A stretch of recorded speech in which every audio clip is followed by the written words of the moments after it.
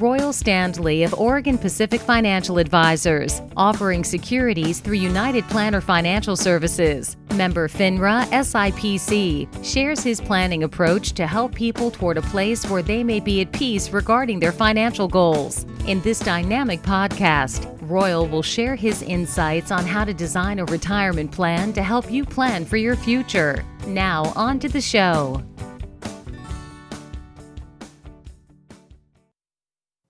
Hello and welcome to Life by Design with Royal Standley of Oregon Pacific Financial Advisors. Today we're talking politics. This is going to be fun. Hi, Royal. It's just that sounded really ominous. I think when I proposed this topic, we were both kind of like, do we really want to jump into this murky swamp? Yeah. Well, and here's the thing. It's that time, right? We talked about that before we even started the podcast. It's that time. We are in August, full swing. And less than 100 days, as you said, towards an election. And it doesn't seem like the normal election cycle to me. I mean, I think by now I've normally seen a few debates or I've seen a few different things. And I don't know, it's just weird. Well, you've definitely seen some different things this year. Yeah. But, hopefully we can try to keep the personalities and the opinions for the most part out of this. Just kind of talk about the facts. What this means, kind of regardless of your political persuasion for your portfolio and how best to kind of think about this election with all the other things we have going on in the world right now. You know, I think the election is maybe not the most important thing happening right now, but it definitely has consequences over the next, probably 4 to 10 years, I'd say. Yeah, absolutely. And I just think back to what happened on the last election. It doesn't matter if you're Democrat, Republican, independent, voter, non-voter. I think everybody was pretty surprised by the outcome, and that meant different things for different people in different areas, right? And so I think it's always good to look at. So I guess my first question to you would be, what do the the year leading up to it and the outcome, what does that mean for the markets in historically? What do you think? Right. So if we look at the numbers and kind of the historical first term of a president and what that looks like, normally what happens is in the markets, historically, the third year of a president's term is usually the best year in the market of that president's term. We can look back at 2019, a very good year for President Trump there in the markets. The S&P up over, I believe, 20%. In 2019. Historically, the fourth year of a president's term is the second best year of a president's term. The worst year is usually the first year. Now, that was kind of flipped on its head a little bit because of what happened in 2016. So to kind of go back and relive that kind of changeover there is we went into the 2016 with Hillary Clinton really leading in the polls. And I think most pundits were kind of assuming that was going to be somewhat of an easy win. And you can kind of remember all the things that were leading up to it, the Access Hollywood tape, Donald Trump really being a very unconventional candidate. Then we get to basically the week before the election, and James Comey comes out with his letter saying they're reopening the investigation of Hillary Clinton's emails. Just a very, chaotic time there. Mm-hmm. Then, that second Tuesday in November happens, and all of a sudden, the markets gets completely surprised by a Donald Trump victory, and we see really a fantastic rally in the markets from that, in the anticipation of a Republican president taking over, and what that meant for the business economy. Mm-hmm. So the two biggest drivers, I would say, of the markets that you can attribute to Donald Trump is, number one, pushing through that major tax cut that was really designed to help corporations. If you think about the Tax Cuts and Jobs Act, the provisions they put in there for the corporate taxes really were meant to be there indefinitely. All the tax cuts they did for individuals sunset after 10 years. So really, it was really a gift to corporations and to the market, that tax cut. So that was the big thing. The other thing that doesn't get as much press, but you hear quite a bit from business surveys, is one thing the Trump administration did very efficiently was remove regulation. Hmm. They made the business environment much nicer for businesses by really scaling back on regulations, scaling back on the EPA, scaling back on a lot of these different agencies. And that's been something that we've seen over and over in Trump's administration, is not approving new people to run agencies. If you look at kind of the list of people who are running agencies right now, all for the most part, or not all, I shouldn't say that, but quite a few of them have the word acting in front of their name. So this is the acting Homeland Security chief.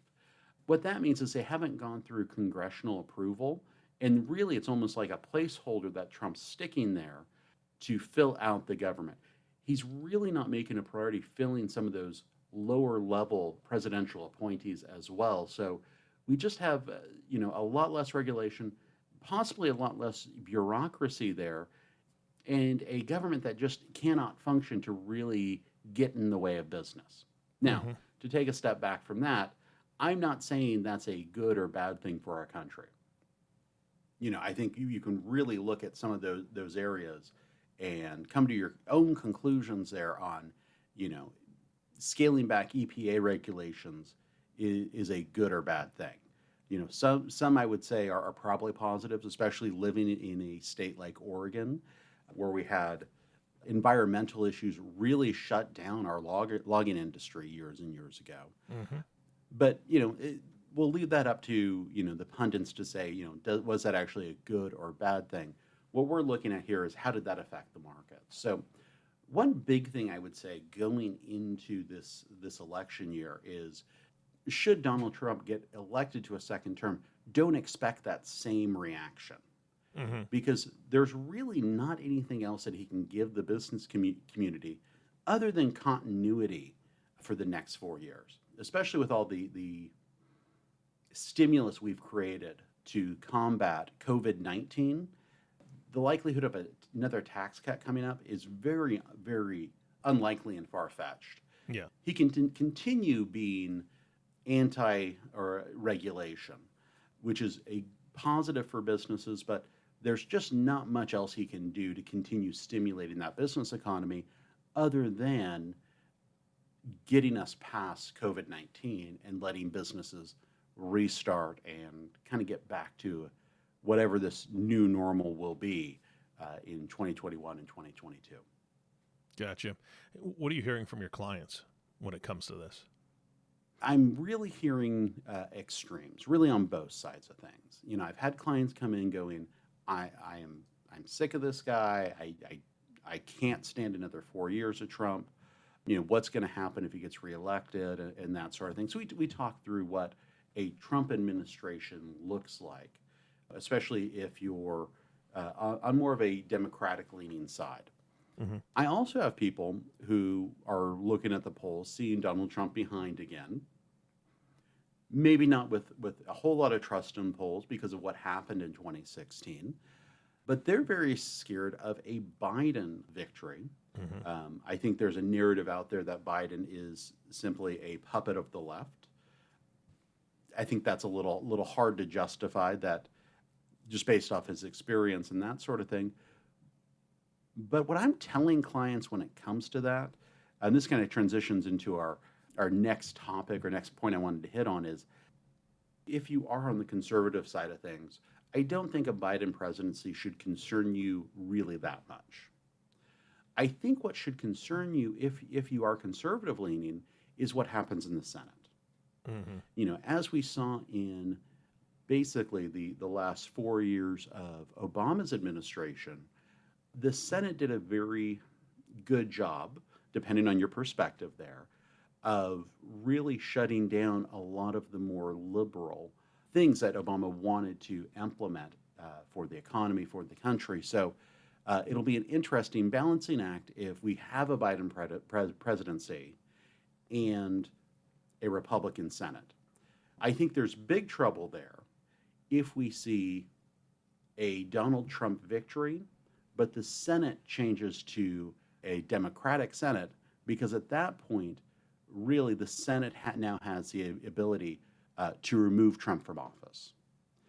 And I think that might be just really devastating for the country at that point, where you have a president who is newly reelected through the Electoral College, and then we step into a scenario where the Senate then moves quickly to remove him through the impeachment process that goes through the House. So I think that's a very real possibility. So I think the crucial thing to watch here is what's happening in the Senate, and if the Democrats have the ability to gain a majority there. And to gain a majority and still have Donald Trump as president is going to be very, very difficult, because remember, the vice president of the country will break all ties in the Senate. So they would really have to get a true majority in the Senate to kind of push through that removal of President Trump, if that's the direction, which I think they would go. And I think you'd probably, bet good money that that would be the direction they would go if Donald Trump was elected to a second term. Hmm. Yeah, a lot of unknowns, and that's obviously never fun, right? I mean, we don't know what the market's going to do when other countries have issues. I remember a few years back, Greece, and some bankruptcy issues, and we just didn't know exactly how that would affect our country, and then we have all these unknowns even within our own system. So that's just no fun, Royal. I'll be honest. And I'm looking to have some fun here for this election year. I don't know about you. Oh, goodness. All right. So you are very well-spoken, Royal. You have always done a great job on the podcast of explaining things in a very neutral way. And it seems that you're very hesitantly stepping around and through a minefield here, because you, as an advisor, really focus on the markets. You really focus on your clients' goals and futures and their dreams and their wishes, and that's exactly what you should be doing. But how do you handle this as an advisor, talking about politics and dealing with the political stuff? Yeah, I think that's always a minefield. I've seen some advisors who really wear their party affiliation on their sleeve. They just want to work with like-minded individuals and really maybe don't have time for anybody who differs with that. Mm-hmm. I've seen other people really shy away from it and not talk about it at all. I'm really down the middle. My personal politics, I consider myself a non-affiliated voter. Why would I want to belong to any club that would have me as a member? So I feel like that red-blue divide here in this country is probably just not the best thing for the country at this point. I think the world is just too complicated to have, if you believe in low taxes, you have to believe in all these other things. And if you believe in, for instance, Black Lives Matter, you then have to believe in all these other things. Mm-hmm. So I think our dichotomy of a two-party system and everybody fitting into their respective camps is very outdated and probably very inefficient from running the country. So my big thing is I'm always pulling things back to policies. Let's pull things back to policies. And honestly, sometimes we also have to pull back to what's reality. Mm-hmm. I'll have clients come in and say, oh, I read this article. I heard from a friend that XYZ is happening. Oh, boy. Yeah. And I'm like, okay, I haven't heard that. If you can give me the information, we can discuss it. But I can't operate on kind of rumors there. Mm-hmm, mm-hmm. We have a lot of, I think, rumor mongering on both sides that just isn't really helpful. So we have to at least have some ability to say, here are the facts of the case. And oftentimes it's sometimes easier to go to something like a foreign news service to get an outside perspective on what's going on in the U.S. Yeah, which is a shame. It really is. It really is. And I really encourage my clients to look at different news organizations just to get different perspectives on things. Because if you're looking at just Fox News or just MSNBC, you're getting somewhat of the extremes of the two parties. And yes, I realize there are further extremes past those to the right and left as well. But I think there's some excellent news reporting out there, and it's just a matter of doing a little bit of research, looking for reputable names that have been around for a while, and then use some of your own discerning. Once you've gotten some perspectives on the news, to really make your own opinions. Mm-hmm. One thing I never really felt that I needed in my life was somebody to tell me how to think about something. What I needed were the facts about it, and maybe might want to hear some opinions to get some different viewpoints. But it's really up to the individual to kind of make up their own mind about it and not be led around. And unfortunately, I think with all the information that we have spewed at us through all the different social media, all the different news websites, all the different opinion websites, it's really great to be able to kind of take that step back and go, okay, wait, what am I actually doing here? What are we trying to accomplish with these viewpoints?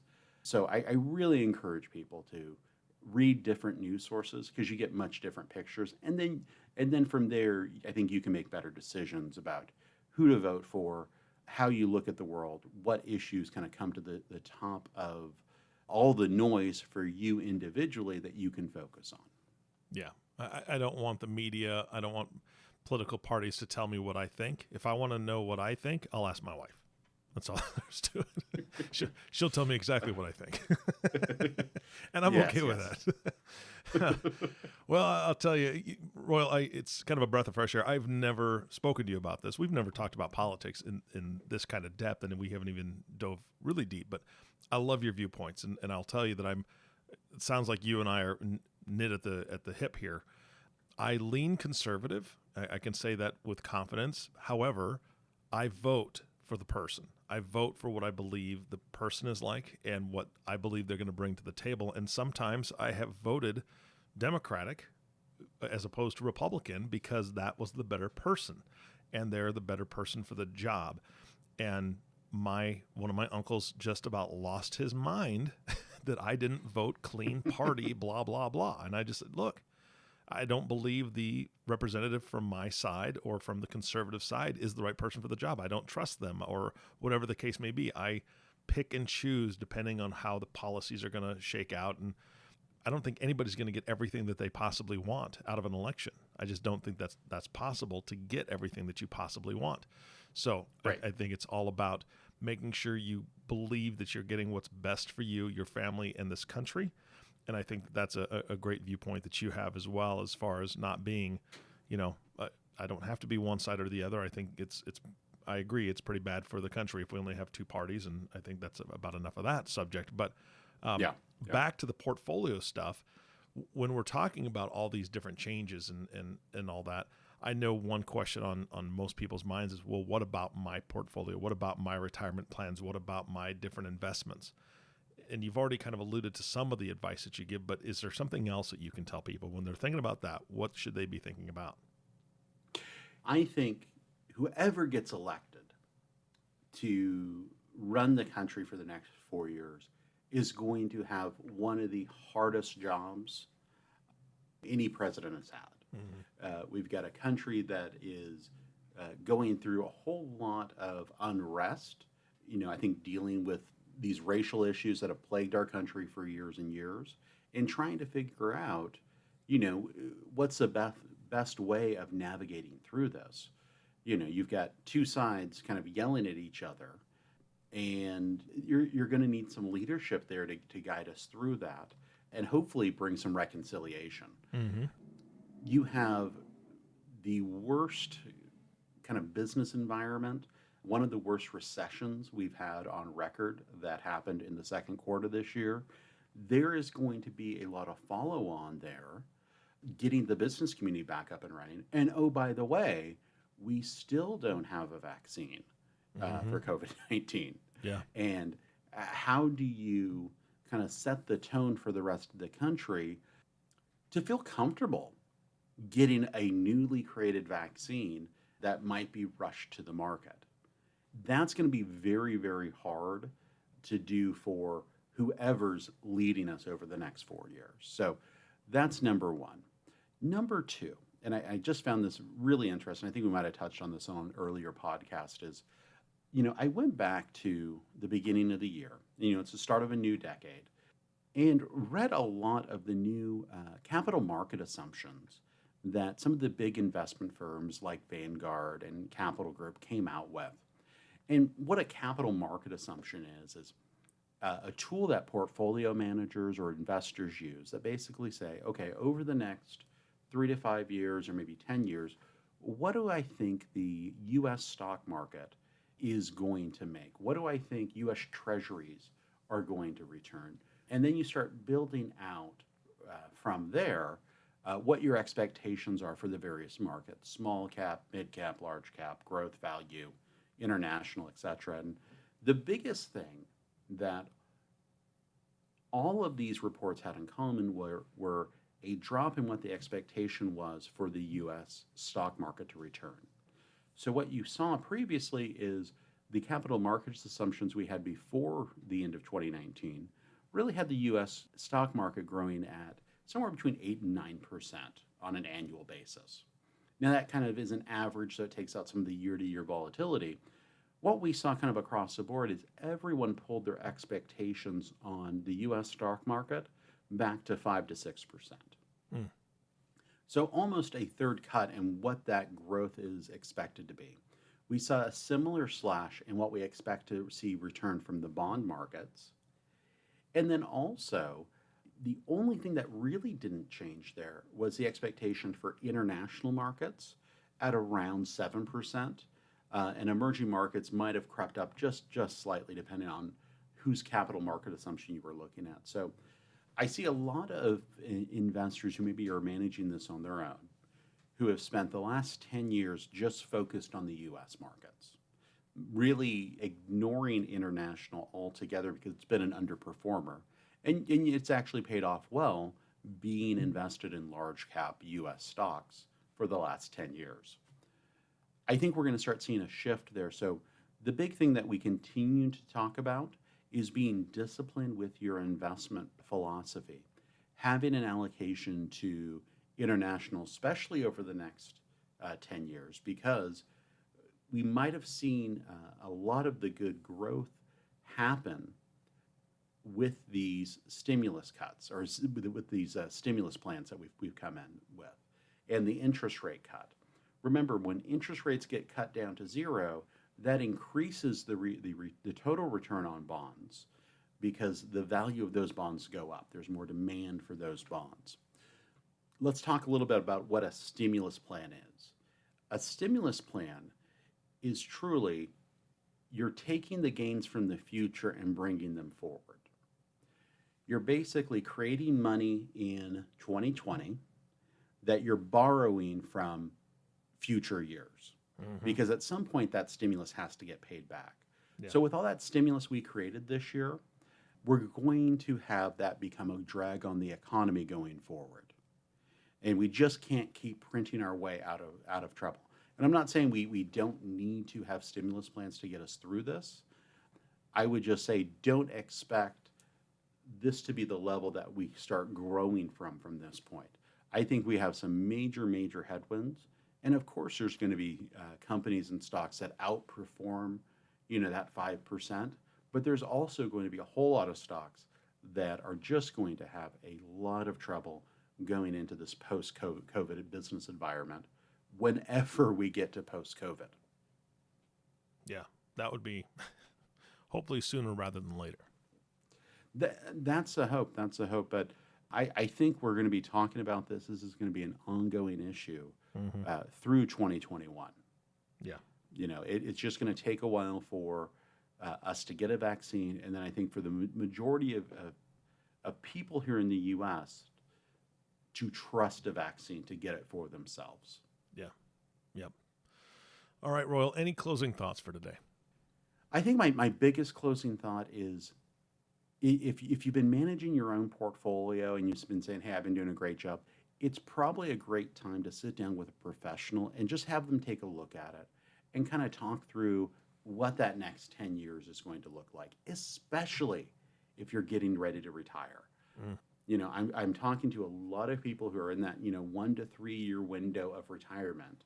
They've been managing their money all along, and they've been doing very well with it because they've been taking a lot of risk in the stock market, which has paid off.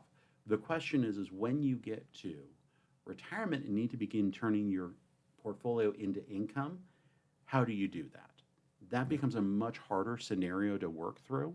And that's why we're here, is to help people with that decision of how to turn their accumulation phase and switch that over to a distribution phase.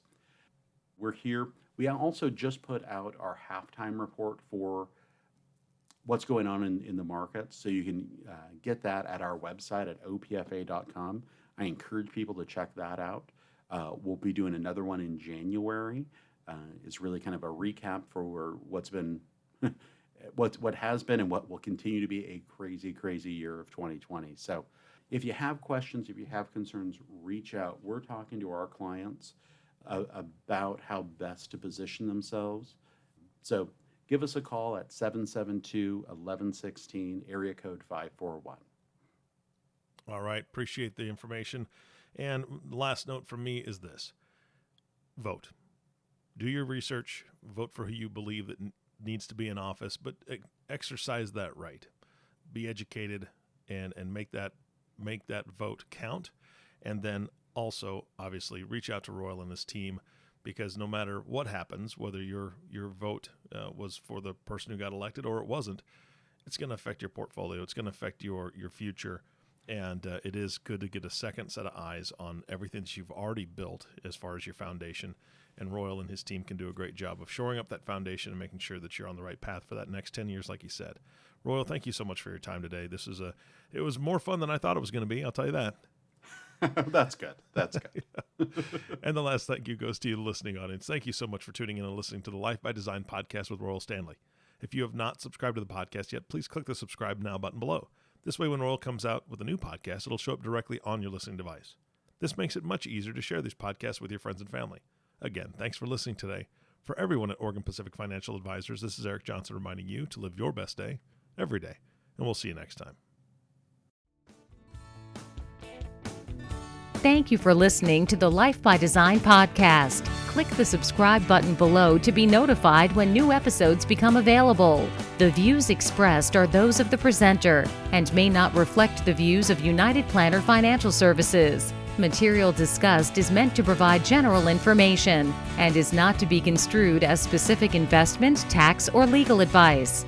Individual needs vary and require consideration of your unique objectives and financial situation. Always seek the advice of your financial advisor or other qualified financial service provider with any questions you may have regarding your investment planning. Advisory services offered through Oregon Pacific Financial Advisors, Inc. Securities offered through United Planner Financial Services of America, member FINRA and SIPC. Oregon Pacific Financial Advisors, Inc. and United Planners Financial Services are independent companies.